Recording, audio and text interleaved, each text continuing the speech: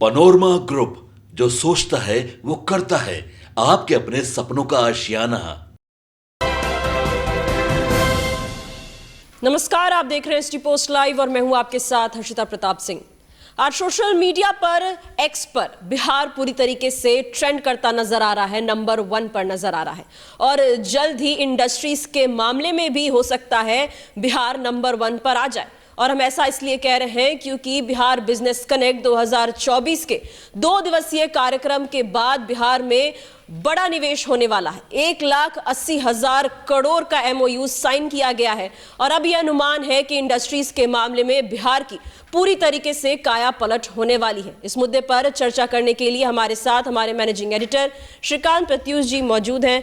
Sir, एक बड़ा निवेश जल्द अब बिहार में होने वाला है, एमओयू साइन कर लिया गया है, कैसे चेहरा बदलने वाला है बिहार का? देखिए, लंबे अरसे के बाद इस तरह का आयोजन किया गया है। 23 से शुरू हुआ इस तरह का आयोजन, 23 में भी किया गया था और उस समय भी 50,000 करोड़ का एमओयू साइन हुआ था और इस बार तो रिकॉर्ड तोड़ एमओयू साइन हुआ है। 1,80,000 करोड़ रुपए का एमओयू साइन हो चुका है और अभी तो अडानी ने एमओयू साइन किया ही नहीं है और आश्वासन दिया है कि बहुत बड़ा इन्वेस्टमेंट करेंगे।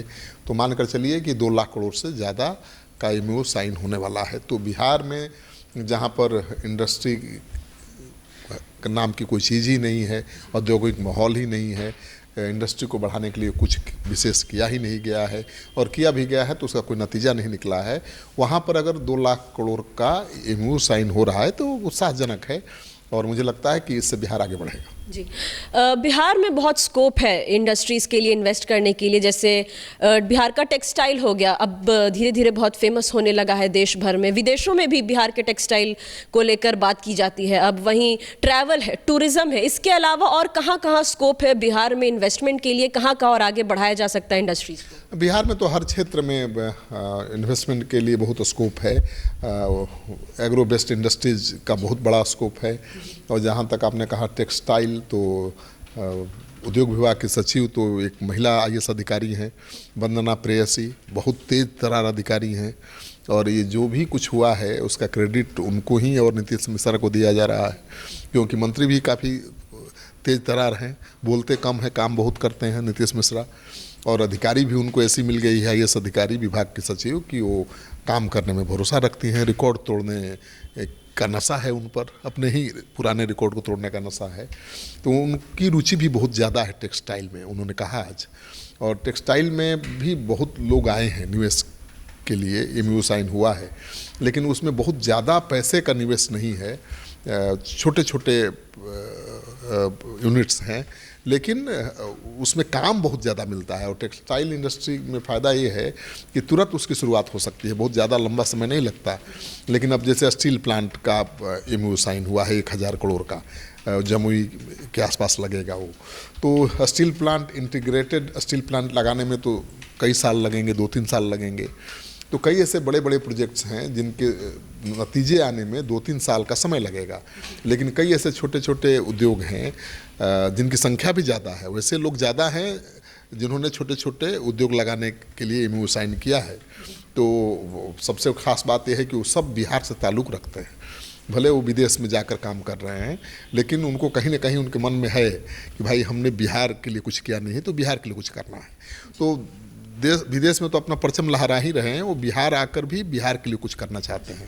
तो ये अच्छी शुरुआत है कि अब भाई बिहारी जो देश दुनिया में कमा रहे हैं, व्यापार को आगे बढ़ा रहे हैं, अब अपनी धरती पर आकर कुछ करना चाहते हैं। आपने कहा वो बिहार के लिए कुछ करना चाहते हैं, बिहार के लिए कुछ करना है, लेकिन इतना समय क्यों लग गया बिहार के लिए कुछ करने के लिए? देखिए, मैं तो 35 साल से हूँ पत्रकारिता में और कभी इंडस्ट्री पर भी चर्चा हो मुझे याद नहीं है।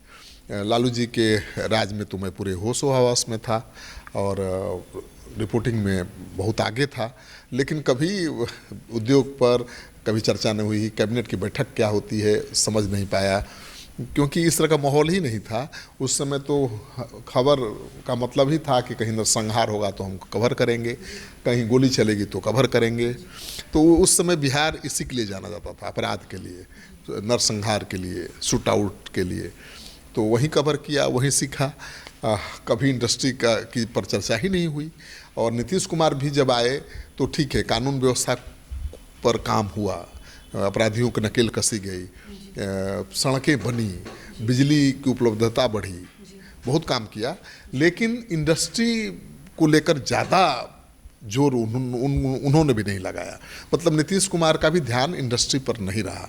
और कहा जाता है कि वो एक ऐसे समाजवादी नेता हैं जो अपनी छवि को लेकर, बेदाग छवि को लेकर बहुत अलर्ट रहते हैं। कभी किसी बड़े व्यापारी उद्योगपति को भाव ही नहीं दिया।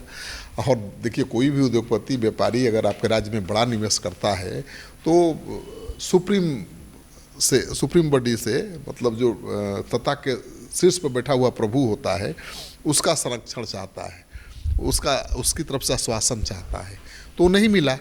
तो नीतीश कुमार ने तो बहुत काम किया, महिलाओं के लिए बहुत काम किया, ठीक है, पिछड़ों, अति पिछड़ों के लिए बहुत काम किया, रिजर्वेशन दिया सबके लिए, बहुत काम किया सामाजिक बदलाव के लिए। लेकिन उन्होंने उद्योग को बढ़ावा देने के लिए उतना नहीं किया जितना वो कर सकते थे। अब देखिए, उनकी आखिरी पारी है राजनीति की, और अब उनकी तरफ से ये कोशिश दिख रही है कि बिहार में भाई उद्योग लगे, इंडस्ट्री लगे, तो रंग लाती हुई दिखाई दे रही है। अब पिछले 2 साल में ही अगर आपके यहाँ 2 लाख 2.5 लाख करोड़ का निवेश का MOU साइन हो गया है और उस पर काम भी आगे बढ़ रहा है, तो बड़ी बात है। अगर ये 15-20 साल पहले हुआ होता तो बिहार आज पता नहीं कहाँ खड़ा होता।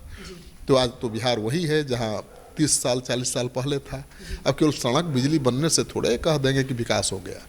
ये तो बुनियादी सुविधाएं हैं, बिजली होनी चाहिए, सड़क दुरुस्त होनी चाहिए, कानून व्यवस्था ठीक होनी चाहिए, ये तो हर जगह होनी चाहिए। लेकिन आप इंडस्ट्री के क्षेत्र में, आप कृषि के क्षेत्र में क्या कर रहे हैं, वो बड़ी बात है ना।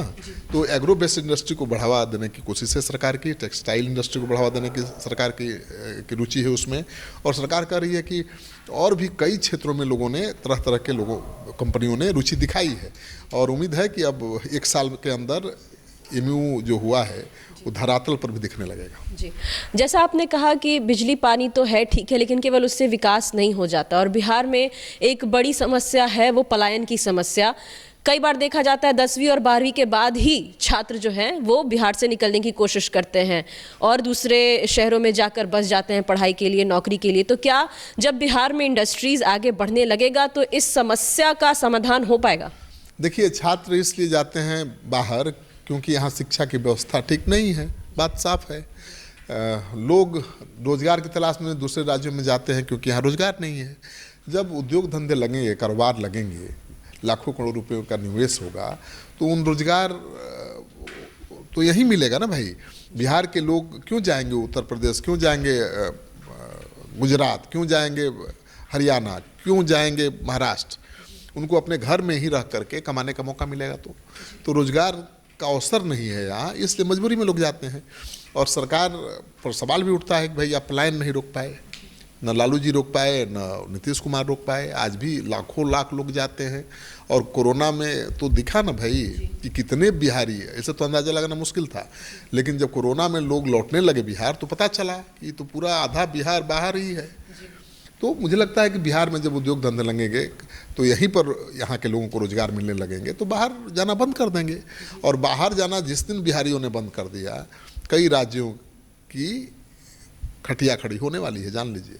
क्योंकि बिहारी मजदूर ही हैं जिनके बलबूते पर बड़े बड़े उद्योग दूसरे राज्य लगा रहे हैं और आगे बढ़ रहे हैं। तो जब उद्योग ही बिहार आ जाएगा तो यहाँ के मजदूर और लोग क्यों जाएंगे दूसरे राज्यों में? तो यहाँ स्कोप इसीलिए है बड़ी कंपनियों के लिए कि सस्ते मजदूर मिल जाएंगे, सस्ती ज़मीन मिल जाएगी। और सरकार चाहती है कि उद्योग को बढ़ावा देना, इसलिए सरकार की तरफ से बहुत इंसेंटिव भी मिल रहा है। तो चलिए, जिस तरीके से बिहार बिजनेस कनेक्ट में जो इन्वेस्टर्स हैं वो बिहार में इन्वेस्ट करने को तैयार हैं, 1,80,000 करोड़ का जो MOU है वो भी साइन कर लिया गया है। और जिस तरीके से बिहार आज सोशल मीडिया पर, X पर नंबर 1 पे ट्रेंड कर रहा है, उसी तरीके से उम्मीद है कि इंडस्ट्रीज के मामले में भी बिहार जल्द नंबर 1 बन पाए। फिलहाल इस खबर में इतना ही। आप आगे की खबरों के लिए देखते रहिए सिटी पोस्ट लाइव। धन्यवाद।